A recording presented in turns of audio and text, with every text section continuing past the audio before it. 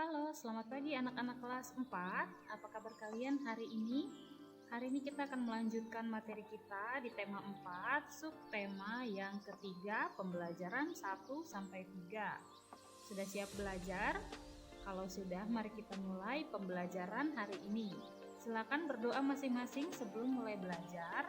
Kalau sudah, mari kita perhatikan materi pembelajaran hari ini.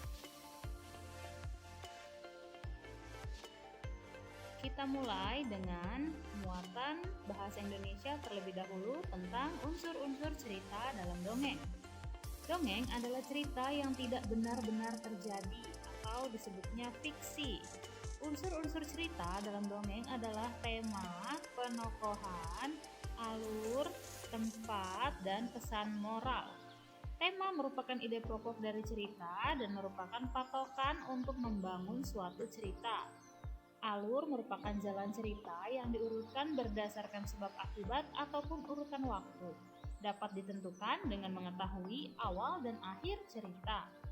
Penokohan merupakan proses penampilan tokoh dengan pemberian watak dan sifat tokoh tersebut. Kemudian selanjutnya, tempat merupakan salah satu unsur pembentuk cerita yang menunjukkan di mana dan kapan rangkaian cerita itu terjadi. Sedangkan pesan moral merupakan pesan yang ingin disampaikan pengarang atau penulis kepada pembaca melalui cerita yang dibuatnya. Umumnya, dongeng diceritakan dengan lisan secara turun-temurun untuk mewarisi pesan moral yang terkandung di dalamnya. Pesan moral dapat diketahui dari kejadian-kejadian yang terdapat di dalam dongeng.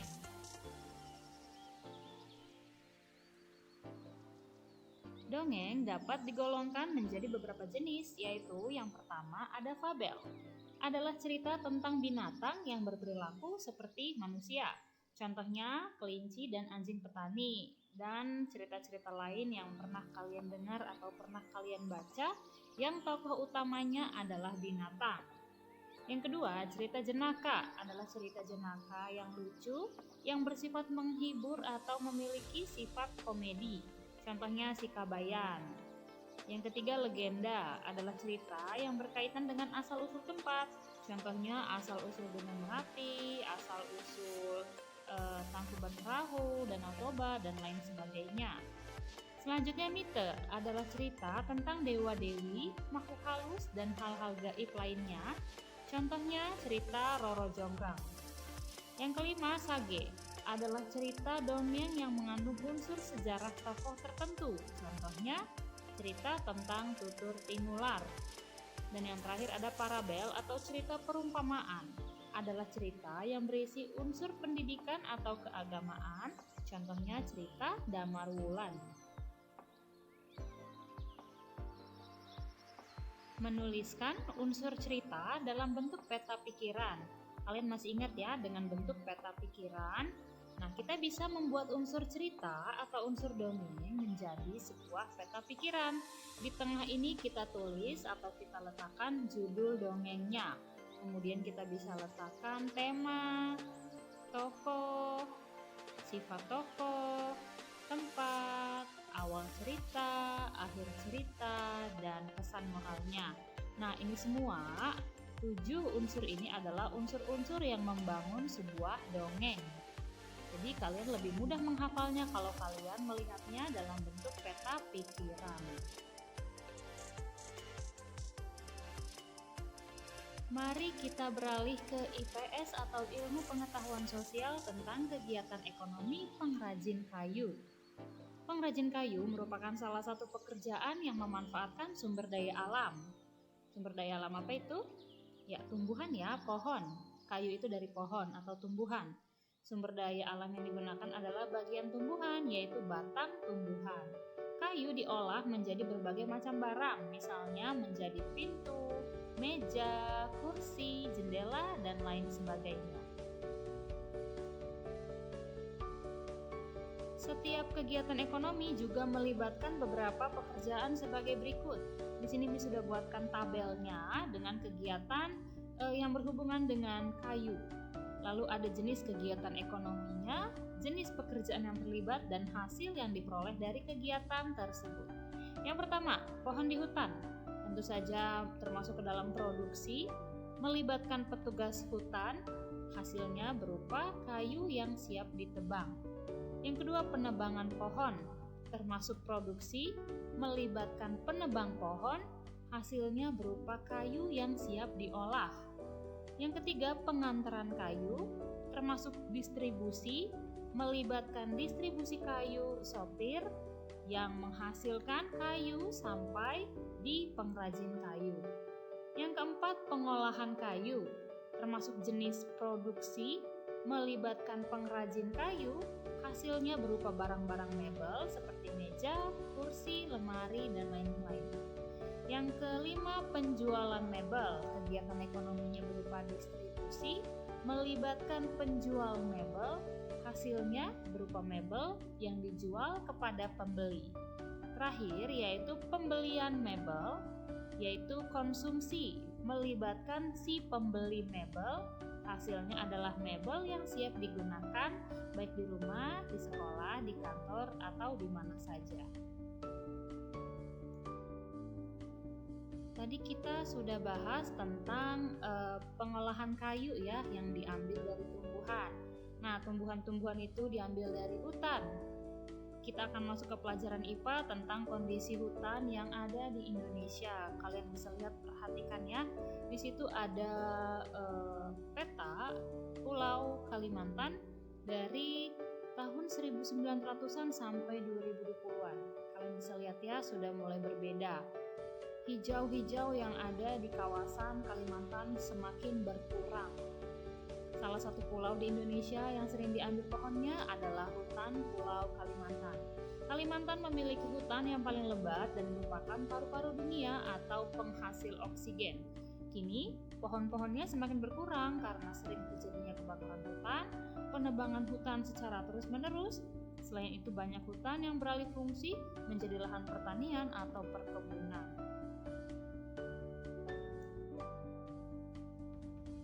Kita dapat melakukan pelestarian terhadap hutan dengan cara-cara sebagai berikut. Yang pertama, melakukan reboisasi atau penghijauan kembali hutan yang gundul.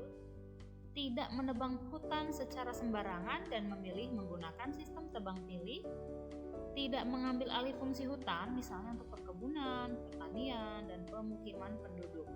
Dan yang terakhir, tidak membakar hutan untuk kepentingan pribadi. Pemanfaatan barang bekas. Apa kalian pernah melihat barang-barang tidak terpakai atau yang sudah lama tidak dipakai lagi di rumah kalian?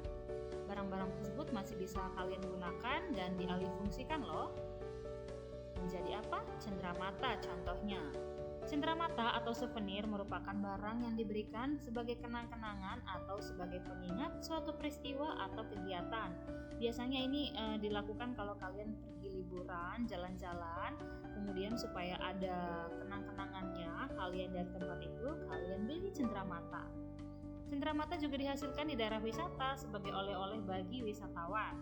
Beberapa contoh cenderamata antara lain gantungan kunci, bros, hiasan kulkas, tempat pensil, kotak tisu, hiasan dinding, dan lain-lain. Cenderamata dapat dibuat dari berbagai bahan, diantaranya batu, kerang, kayu, atau bambu.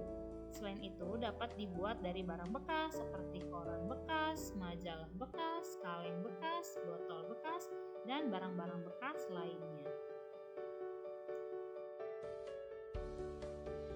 Proses pengolahan kembali barang bekas menjadi sesuatu yang bermanfaat disebut daur ulang.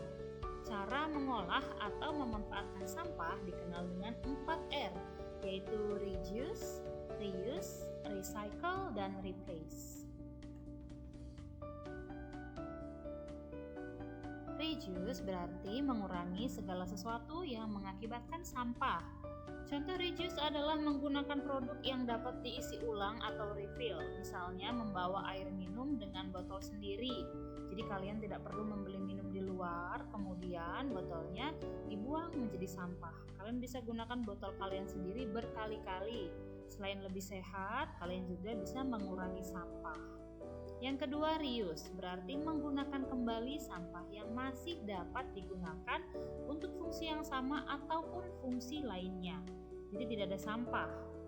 Hindari pemakaian barang-barang yang disposable atau sekali pakai, kecuali masker ya, masker yang kita pakai sehari-hari itu harus yang sekali pakai.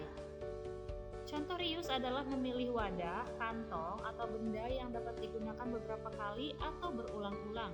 Misalnya menggunakan kaleng bekas cat untuk dijadikan pot tanaman dan koran bekas untuk dijadikan sampul. Yang ketiga adalah recycle, berarti mengolah kembali atau mendaur ulang sampah menjadi barang atau produk baru yang bermanfaat. Contoh recycle adalah melakukan pengolahan sampah organik menjadi kompos. Lalu yang terakhir ada replace, merupakan teknik mengganti penggunaan produk ke bahan yang ramah lingkungan. Kita bisa mengganti barang-barang yang hanya bisa dipakai sekali dengan barang yang tahan lama. Mengusahakan barang yang lebih ramah lingkungan. Misalnya dengan mengganti kantong plastik belanjaan dengan tas berbahan kain yang dapat digunakan kembali. Kalian pernah mendengar istilah Kalpataru? Kalpataru adalah penghargaan yang diberikan kepada perorangan atau kelompok atas jasanya dalam melestarikan lingkungan hidup di Indonesia. Jadi ada jasa yang kita dapatkan kalau kita senantiasa menjaga keseimbangan dan kelestarian lingkungan hidup di sekitar kita. Kata Kalpataru berasal dari bahasa Sanskerta yang berarti pohon kehidupan. Penghargaan Kalpataru diberikan oleh pemerintah kepada masyarakat dengan tujuan untuk mendorong peran serta, prakarsa, dan ketertiban masyarakat dalam pelestarian fungsi lingkungan hidup serta memberikan penghargaan kepada masyarakat yang telah berusaha meningkatkan daya dukung lingkungan.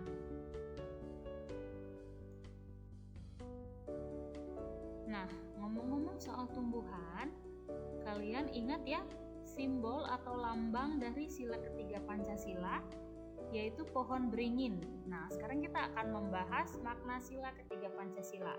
Ya, kita sudah beralih ke muatan PPKN ya. Sila ketiga Pancasila berbunyi Persatuan Indonesia yang dilambangkan dengan pohon beringin. Sila ketiga Pancasila mempunyai maksud yaitu mengutamakan persatuan atau kerukunan bagi seluruh rakyat Indonesia yang mempunyai perbedaan agama, suku, bahasa, dan budaya. Sila ketiga Pancasila mempunyai makna Negara Kesatuan Republik Indonesia atau NKRI, cinta damai dan persatuan, dan tidak mementingkan kepentingan diri sendiri atau lebih mengedepankan kepentingan umum.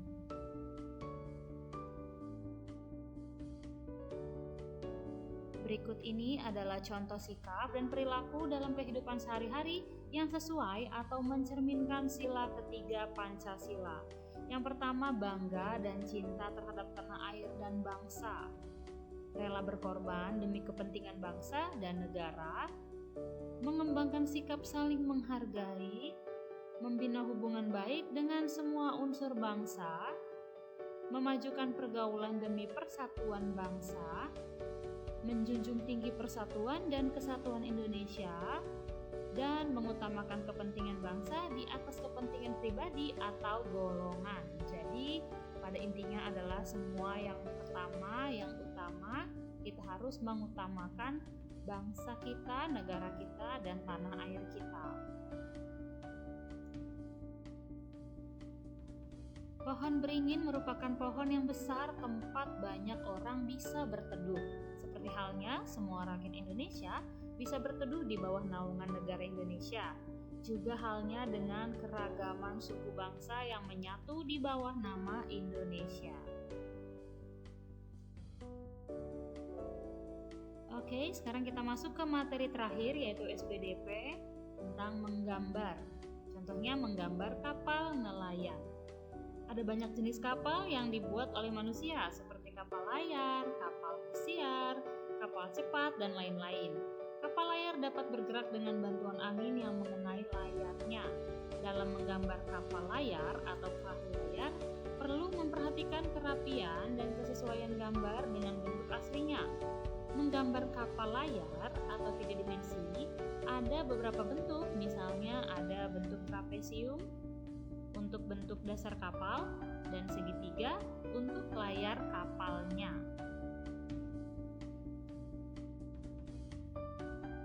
Kalian bisa perhatikan sendiri beberapa langkah yang bisa kalian gunakan untuk menggambar kapal layar.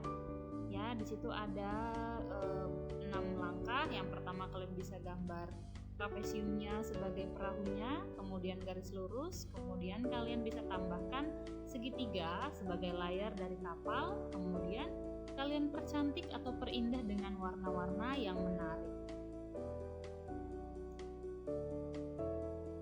Oke anak-anak, itu tadi pembahasan kita pagi ini, materi tema 4, subtema 3, pembelajaran 1-3. Semoga dapat dipahami, dimengerti dengan baik. Kita akan bertemu di pembelajaran selanjutnya. Terima kasih atas perhatian kalian. Tetap semangat belajar dari rumah, tetap jaga kesehatan. God bless you.